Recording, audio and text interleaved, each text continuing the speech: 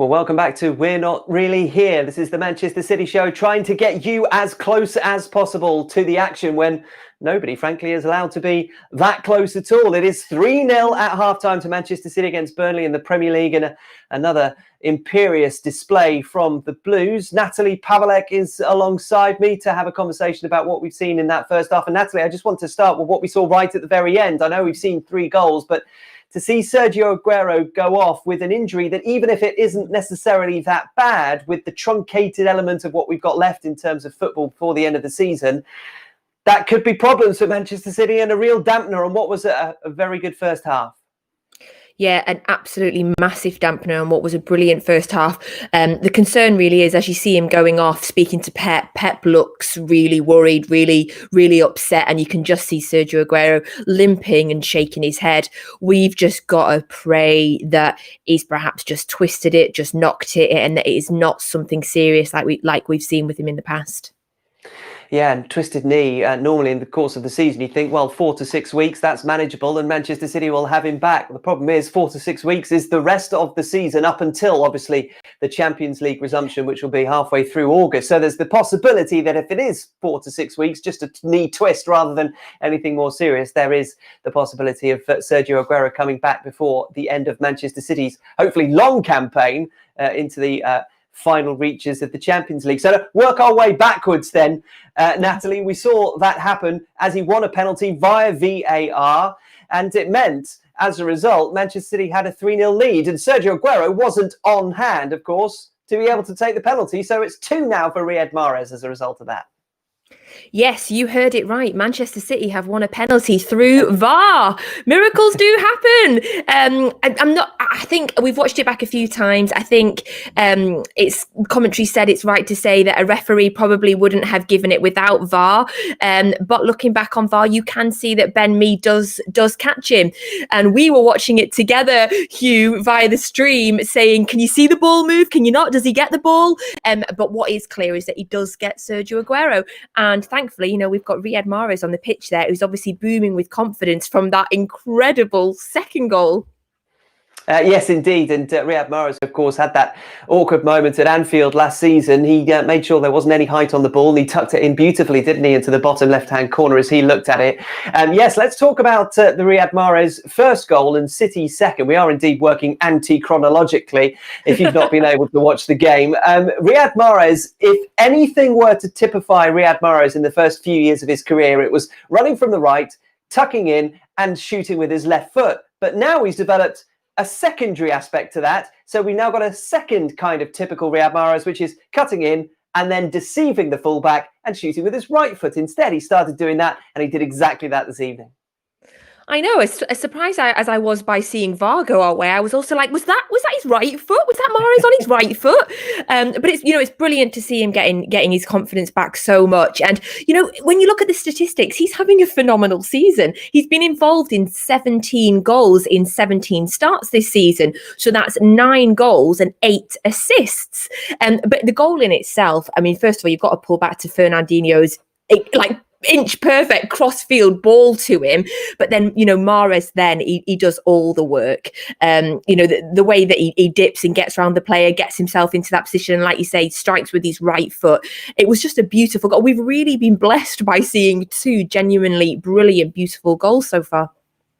Yeah, no, I appreciate there are a lot of people watching this who haven't had an opportunity to actually see it wherever you are in the world. But hopefully the way that Natalie is describing it helps you. And indeed, if you wanted to have any sort of example of how Pep Guardiola loves width, where Riyad Mahrez picks the ball up on the halfway line, essentially right in front of his manager, is a good sign of that as any. And so we work our way backwards to Phil Foden scoring from outside the penalty area with a left foot shot. And this was something that wasn't necessarily expected. It's not often that Manchester City shoot that from that distance, but Phil Foden picked it up. He realised that there was the space in front of him, so why not, I guess, is what he thought. Yeah, absolutely. We took that short corner there and then the ball out to Phil, who seemed to just have a huge amount of space, sitting at around about the 20 yards, which is quite surprising. You're surprised that perhaps Burnley weren't more on him.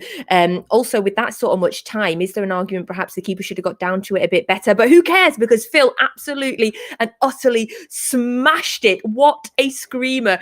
I mean, I jumped up in my living room, as I'm sure, everybody did across Manchester and around the world, because that was an absolutely sensational shot from our Stockport Iniesta. So happy for him. And I wonder now, Hugh, if the Euros being postponed until next year really might play into the hands of our little superstar. Yes, you're right. There are a lot of people who are thinking that the Euros this year might be perfectly timed for them, but it may well be that the postponement is perfectly timed for others as well. It was an interesting shot, wasn't it? Because there was, I don't know, you kind of get that sense that, don't you, sometimes when a ball is struck low, it's along the floor, but that wasn't. It was almost a foot above the floor for the entire time that it went, which gives you an impression of the speed with which it was hit, and also made it a little bit harder, I think, for Nick Pope, because it was going away from him all the time. And I think he was maybe surprised about the pace of that shot too. Yeah, you've got to think that was it. I'd absolutely love to try and see it from an angle from behind the goal and see what he was seeing. But it was just an absolutely beautiful strike. And we were talked about Phil in the pre-show that we were doing, and just about how brilliant he is, and just about how high the hopes have now been for him for years. And he really is starting to show that faith that Pep has had, that the club has had, that the fans have had, and that England have got for him as well. And we just, we absolutely love Phil Foden. Yeah, a lot of confidence in the left foot of that boy, isn't there? Just to finish on our conversation in the first half, we're hopefully going to be speaking to Chicky Begiristain in just a moment. But there was the first 20 minutes against Arsenal was a little bit sluggish. The first 20 minutes tonight weren't City at their normal pace. And yet after those periods, both times, City kind of breathed life into their game. Yes, absolutely. We really weren't giving Burnley the ball at all. It was like attack versus defence. It was like a training game. Absolutely. Well, we'll be back post-match for more thoughts from Natalie and the other two. But for now, let's hear from Chicky Begiristain, the director of football.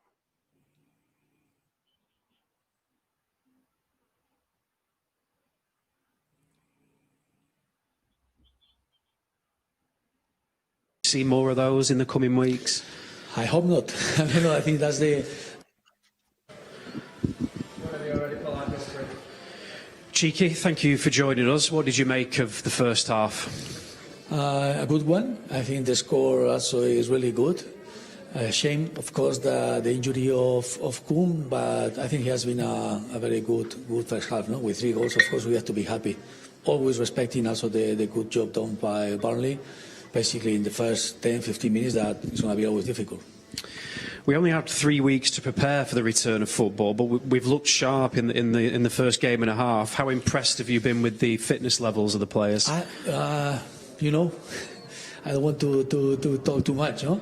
Because basically that's why we had the first injury. No, I think the most important, I think the job that they've done, the fitness coaches and with the manager is try to training, but thinking on to protect the players from this. No, I mean 3 months without playing. Coming back, no doing double sessions, and not thinking like it's a pre-season, more trying to get back the team, to be fit, and they are okay. I mean, also the let's say the deep of the squad means that Pep can rotate also the players. Yeah, I was going to mention the injury to Aguero. Pep has said a few times that he's concerned that there'll be injuries. Do you expect to see more of those in the coming weeks? I hope not. I think that's the reason that I mean today I think there were only 3 players, no, from the last game. So Pep is thinking on to protect the players and then first to get fit, let's say, to the first big match that is going to be next Sunday against Newcastle. Phil Foden scored a brilliant long-range goal. Cheeky, you've seen so many players over the years. How good can Phil be? I think we are watching, we are enjoying the progression also of Phil. I mean, we have seen since his time here, no? He was a boy, and now he's becoming a man, and a top man also for Man City and for English football. And Riyad Mahrez as well. I mean, superb yeah. second goal. He looks keen to impress tonight, doesn't he? yeah. And also then he had a chance, maybe because the injury maybe of Kung. He also will score by penalty, but he's doing great. You know, the beginning always, Burnley. I mean, the size that they have and winning duels, and it's very difficult. But I can see now they're moving the ball and trying to be patient. Then we can see that we can create a lot of chances. Brilliant. Cheeky, thank you for joining us. Okay, you're welcome.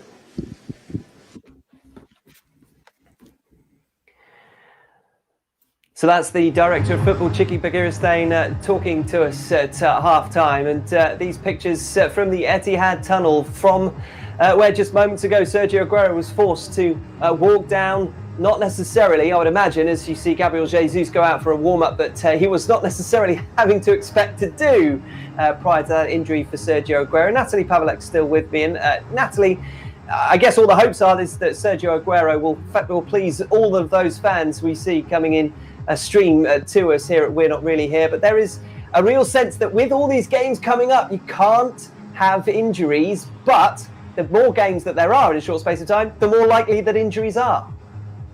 Yeah, absolutely, which is of course why they brought in the 5 substitutions rule. And there's been a lot of talk about playing so many games and will the players be fit, and the possible injuries that could come from that.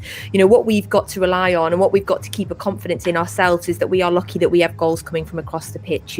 We've had Riyad Mahrez scoring 2, Foden scoring already, so thankfully and hopefully we are not uber reliant on Sergio Aguero's goals. Of course, if you were picking your best 11, he would be in it, so we can just keep our fingers crossed that he's okay. But seeing the pictures there of the tunnel, and it just makes you want to be there so badly, and I guess everybody that's watching is feeling the same, just so would love to be in that stadium right now. Yeah, so many are missing what must be a ritual that you have on match day. And it doesn't just apply to those people in Manchester who have that ritual. It, of course, applies to all of you all around the world. And wherever you are, don't forget to join us at full time as well. We're Not Really Here continues with some post-match reaction. We'll have Michael Brown and Paul Dickov back with us as well for all your thoughts. We'll get any sort of reaction that we can do from pitch side at the Etihad. But so far, apart from that a little moment where Sergio Aguero was taken away from Manchester City just before half-time, the things that can be controlled are looking good on the field. It's Manchester City 3, Burnley 0. We're back after the game.